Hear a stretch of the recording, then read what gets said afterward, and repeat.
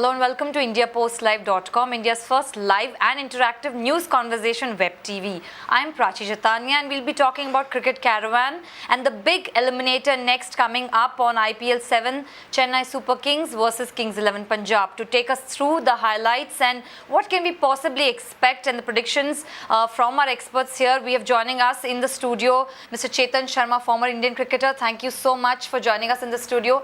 And Mr. Raman Bhanot, cricket commentator also. A big thank you to him. We have joining us via Skype from Bangalore, the editor of Wisden India, Mr. Dilip Premchandran. Thank you so much for your participation at the conversation on India Post Live. I'll come to you, Mr. Chetan Sharma.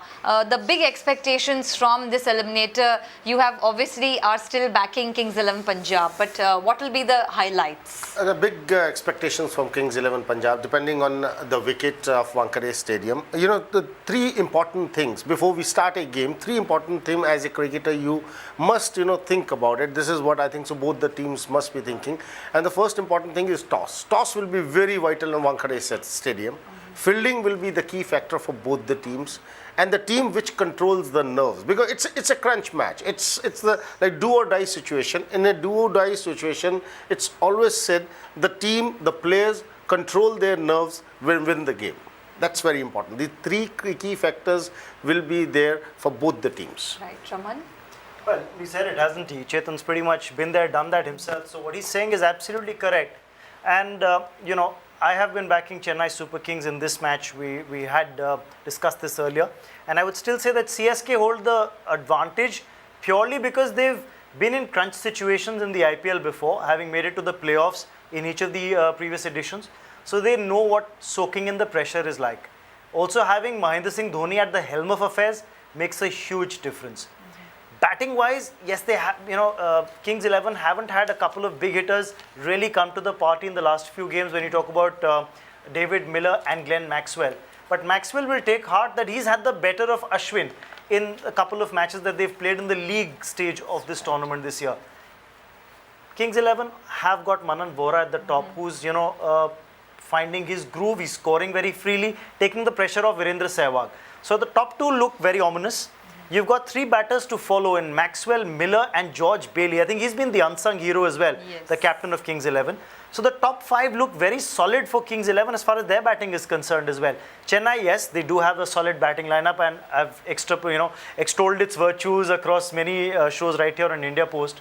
But I feel that, yes, it's a matchup between the two strong batting units on a wicket that is expected to favor stroke play. Great. On that note, we'll take a look at the graphics here on the captain of CSK, MS Dhoni here, a head-to-head collision for these big captains, the big names, George Bailey from Kings 11 Punjab, also a finisher for them, and MS Dhoni for the CSK. You can see the matches for Bailey, 15 matches, 255 runs, his best being 40 and a strike rate of 137.09, whereas MS Dhoni getting 15 matches and about 329 runs. Like Raman has said, a very strong contender there and a great captain with his best at 57 runs and a strike rate of 150.22. Mr. Sharma, what do you think about this kind of head-to-head?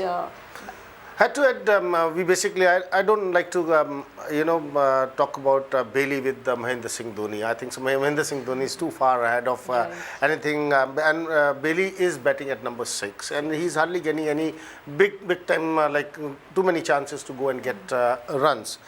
Just talk about Kings 11 at the present. The advantages might be here, Raman, because I have to counter Raman at the end of the day. I got a couple of points written on my paper today, and it's like Chennai has lost both the games against Kings 11 Punjab. And first game, if you remember Abu Dhabi, the first game, 205 runs, they chased it. This is the only side which can chase. That's why I'm saying toss will be very vital for Kings 11 Punjab. And for in Cuttack, they lost by 44 runs. Obviously, that advantage, when you go on a crunch game like this, those sort of advantages do matter a lot. It gives you a little confidence. We have beaten them twice. And the other hand, Chennai will be thinking, oh, we have lost both the games against them. Let's do something extraordinary. When players or the team start thinking of doing extraordinary, that's the time you can really nail them. Right. Because they're just trying to, because they know they can chase more than 200 runs, we have to get 220, 230. That is a time where Chennai can come under pressure and Kings 11 Punjab can win. Interesting. I'll get in Dilip at this point. Dilip, what's your take on what both our panelists are saying? And I think I'll have to go with Raman on this one because I think Chennai's greater experience in a big match is bound to count at some stage. You saw that to a large extent against the Mumbai Indians in the last game as well.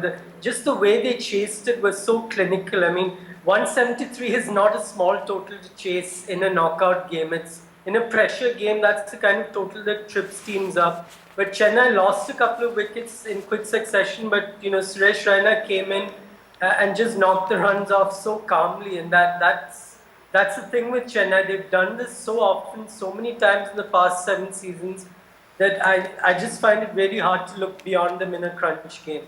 And what about the opening combinations for both the teams? Manan Vora, Sehwag versus Dwayne Smith and whom he partners with?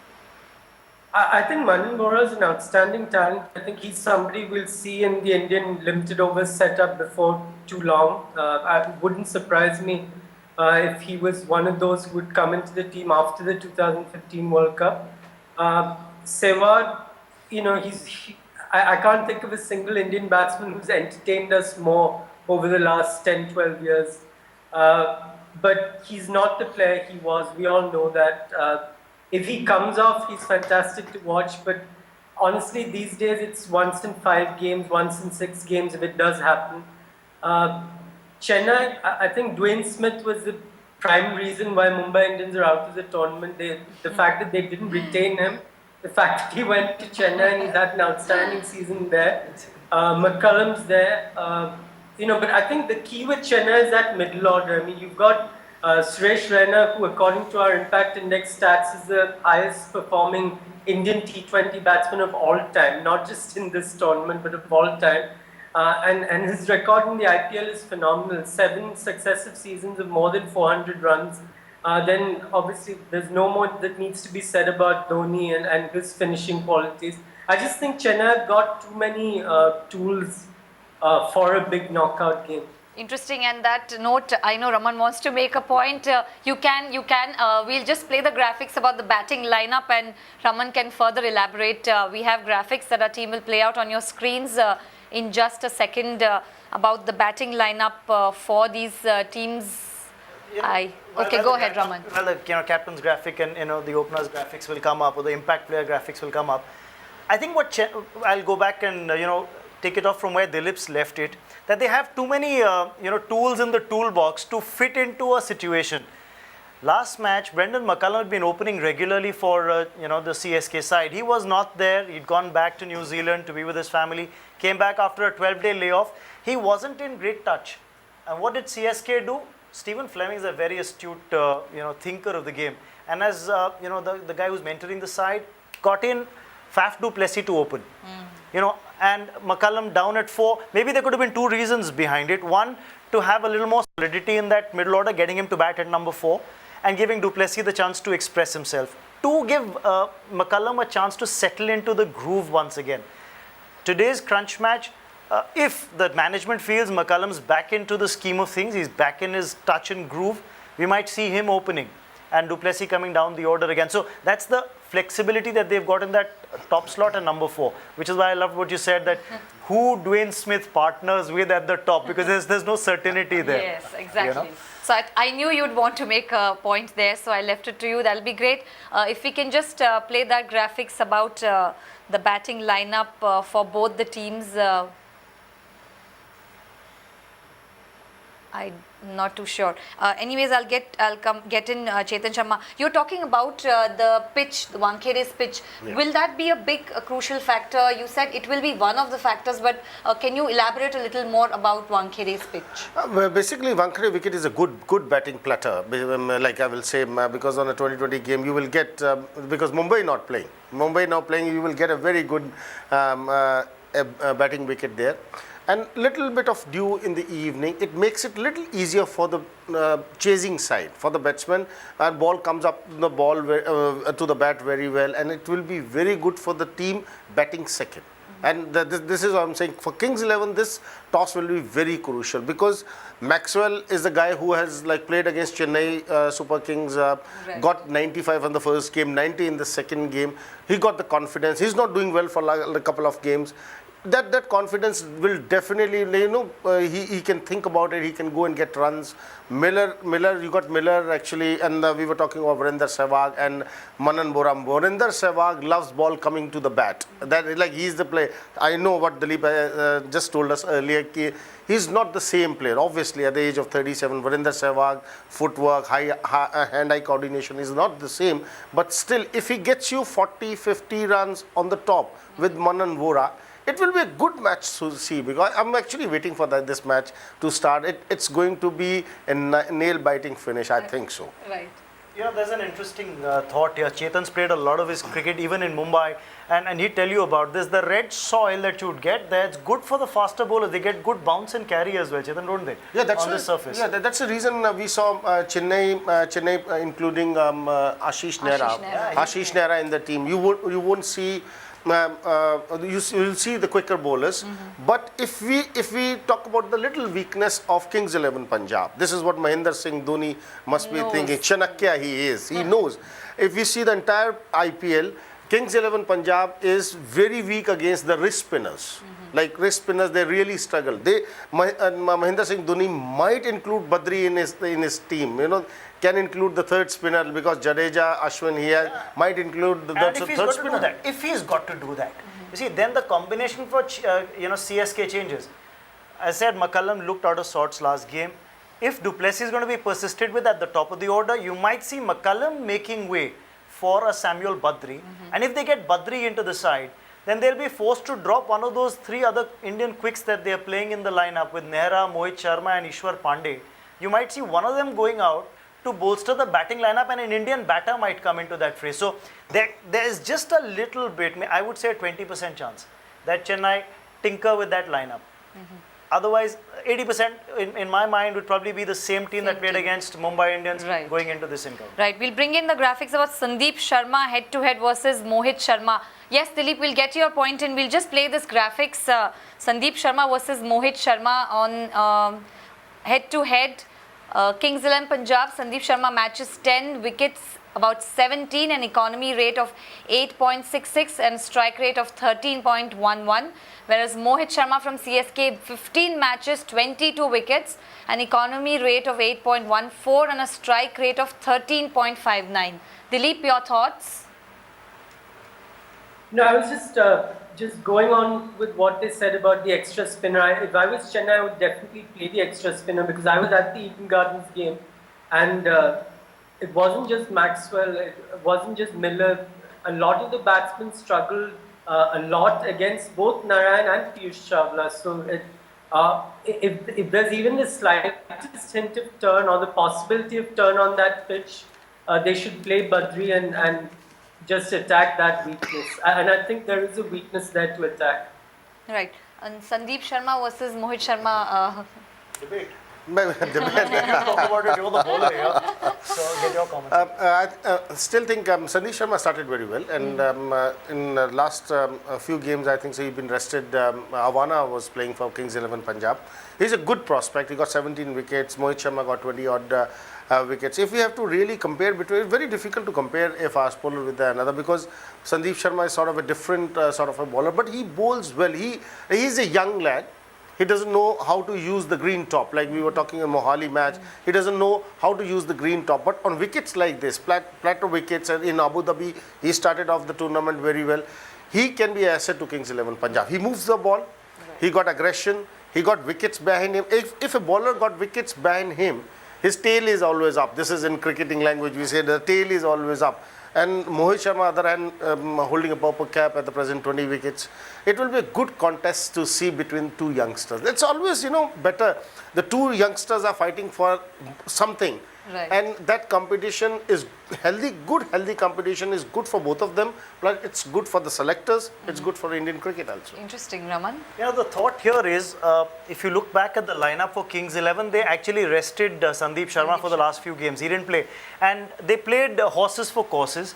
They got in Karanveer for the game at Eden Gardens, tried him out a couple of games before that because they knew they'd get a turning wicket. As Dilip was saying, their susceptibility might be spin while they bat, but they tried to pick a squad which was suited to the surface. I don't think the Wankhede wicket might be as low and slow as the Eden Gardens wickets were. So that's where they might, even Kings 11 might tinker with their lineup. Whether they play Sandeep Sharma in the playing 11 will also be dependent on whether they feel that there's enough turn on the wicket to drop Karanveer and get Sandeep back in and bolster that pace bowling lineup. Yeah. Because using Sandeep, if you look at how they've used him, they used him more at the top of the bowling slots. Used him in the first 6, first 10 a lot more. Maybe kept that one odd over for the back end from Sandeep. Yeah, because he's a swing bowler. He moves the ball when the ball is new. And you might need somebody to bowl in the death overs. You've got Mitchell Johnson there. He tends to go for runs at the death. So you want somebody who bowls at the death overs. And that's why Parvinder Ravana has been given that task to bowl the last couple of overs, 18 and 20, generally are overs that he gets. And if I'm the captain against Kings 11, against Chennai Super Kings, I will not give an opportunity to a spinner to play against, like I won't play a spinner knowing that Suresh Raina, Mahendra Singh Dhoni, like they can, even Ravindra Jadeja, they can kill him, they can shuffle their batting order and can really kill the spinner. I will take a chance with the fast bowler, Sandeep Sharma, bringing him in instead of a spinner, I think Right. so. Dilip, what do you think about the suggestions or what predictions they are making?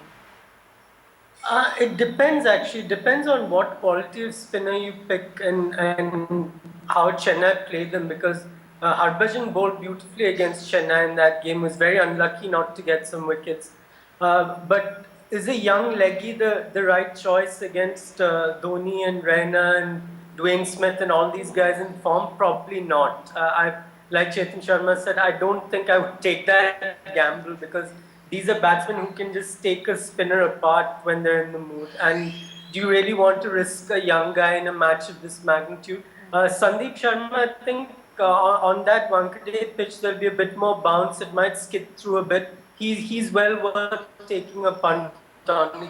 He takes wickets with a new ball too, which is something that you look for in a young fast bowler. So I would go with that. I would pick the extra pacer and leave this young spinner out. Great. We'll put on the performance meter graphics here for both the teams, and when we go into the batting lineup, we'll get our panelists' views on the Indian team selection for Bangladesh as well. Some very interesting points will be put across, I'm sure. On your screens, you can see the performance meter there for both the teams. First for Chennai Super Kings, played 15, won 10 matches, lost only 5. And like our panelists have said, star-studded batting and bowling lineup, but the weakness being that bit of inconsistency. We'll have to see whether that can be taken advantage of by Kings 11 Punjab. Played 15 matches by the Kings 11 Punjab team, won 11, lost 4. So that's really good. I'm sure that's why Chetan is still backing, fully backing his team. The strength being the entire batting lineup being in good form, and weakness being the bowling not really clicking in many of the crucial matches. Chetan, you were also talking about the Indian team selection. So since we're talking both the teams, any particular factor that stands out for the team selection? Bangladesh really commenting that it's a weak team that has been selected. Obviously, the Bangladesh wanted Mahendra Singh Dhoni, Virat Kohli, and Rohit Sharma to be. Why not? Any country will want their top names to be there. They if they have to beat India without these names, they won't get that credit. Basically, that's why their Kaptan Mushibur, like he's little upset about the thing that we always wanted an Indian tour, because you hardly get an Indian tour. It's like if you go in 1980s, India never used to get an England tour. We used to wait for 4 years. And India has become a sort of a power now. Hardly gives the Bangladesh tour. It's only a chance if you beat India, you will get an Indian tour. And now there's like a second line team going to Bangladesh. The captain is not happy about it. Well, I'll just add something to what Chetan's just said by telling you that Bangladesh haven't toured India. Look back at that. Look back, and Dilip's going to corroborate this, I'm sure. You haven't had a Bangladesh tour to India, for a long series. You won't have it. And India, as Chetan said, very sparingly will go and play, thanks to the, Indian board's commitment to the ACC and the countries in the ACC. The fact that, you'll have these tours, 3-match one-dayers thrown in. But talking about selection, specific to the Bangladesh tour, I will ask just one question. Why there is no place for Harbhajan Singh in that, squad that's picked for Bangladesh? Is it a signal being sent out by selectors that that's the end of the road for Harbhajan? We saw how well he bowled in that game against CSK. He seems to be getting his mojo back. He's flighting the ball. He's getting turn. You've picked Parvez Rasool. Great for the youngster. Hopefully he'll get to play for India as well. But my point is, are you saying that Harbhajan Singh is not good enough to play for India anymore? You've got a World Cup coming up in 2015 in Australia and New Zealand. Who's your backup spinner? You're saying Amit Mishra is the backup spinner to Ravichandran Ashwin, who's your frontline spinner, and Jadeja anyway is in the scheme of things. But you don't want Harbhajan Singh to be knocking on the doors and giving any competition to Ashwin? Is that why you're leaving him out? Well, Raman, if they have not selected Harbhajan Singh actually for the Bangladesh tour as well as for the England tour, the indication is clear. Like now the selectors can't give him in writing, thank you very much. After 2015, you're going to say we're going to prepare a team for the next World Cup in 2019. And Harbhajan definitely is not going to be in the scheme of things for 2019. There was only one chance. We were talking about that for a long time. The only player I could see coming back in the Indian side was Gautam Gambhir. Right. Because we should not forget, he's only 32, 33 years old. Might be the age factor with Harbhajan Singh and Virender Sehwag. They're good players, 400 wickets in test matches. Exactly. It's not a small thing. Like, you don't get 400 runs as a batsman in test matches, and he got 400 wickets. The credentials, the ability, and as a player, there's no doubt about it. But it's a day. One day you have to leave it and make a space for the youngsters. Rasool, we were talking about when he's going to get the chance. If all the senior players keep playing like Zahir Khan, they dropped Zahir Khan, said thank you very much. This is what we talked, and now they have given a clear indication to Harbhajan Singh. Thank you very much. Concentrate on Ranji Trophy and IPL. We don't need you. Right. Dilip, what's your take on all this then? No, I think that there is a message there for the older players. Some of them, not just Harbhajan, I'm thinking of Sehwag as well. I'm thinking of Yusuf Pathan. I mean, players like that have, I think their World Cup hopes are pretty much over. I mean, if you look at what the message that's been sent out, if they can't find a place in a second string team with Dhoni, Kohli, Ashwin, Jadeja, Rohit Sharma, all these players rested, if you still can't find a place in the 15, then I think your chances of making it to the World Cup are very, very remote. And I think in the spin scheme of things, the selection of both Rasool, not just Rasool, but Akshar Patel as well, is a big blow for Pragyan Oja. Pragyan Oja has been saying for years that he wants to play across formats. He's not part of the England tour. We haven't picked a single backup spinner, by the way, for the England Test series, which is a bit worrying for me because if Ashwin or Jadeja don't find any form, then who's your backup? You don't have one. You don't have a third spinner in the 18. Yeah, we have. So no Oja in the Test squad.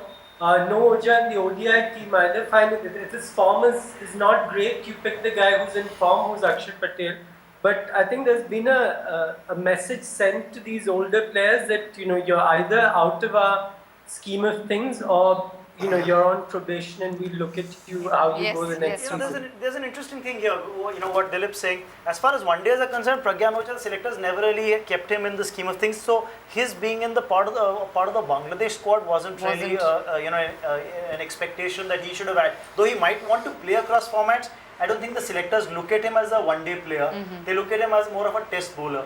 And I agree with what you're saying, Dilip, about backup bowlers, spinners for the England tour. There are 2-3 real baffling things in that selection as well, which I would like to raise here on this show. Chetan, I'm sure will have a very interesting comment on this. I'm sure I can make out from the smile on his face because he knows what I'm getting to. You've picked 18 players for that England tour, which is a deviation from norm. And I talked about this earlier on different platforms as well, that, if you're looking at 15 or 16, I thought maybe Umesh might not make the cut. He didn't, but not making the cut in 18, well, for a test squad, you're picking Stuart Binney and leaving out Umesh Yadav. For me, that was very baffling. And then you say you don't have net bowlers to bowl, so you want, take more faster bowlers. Dilip was saying we don't have a spinner backup. We have.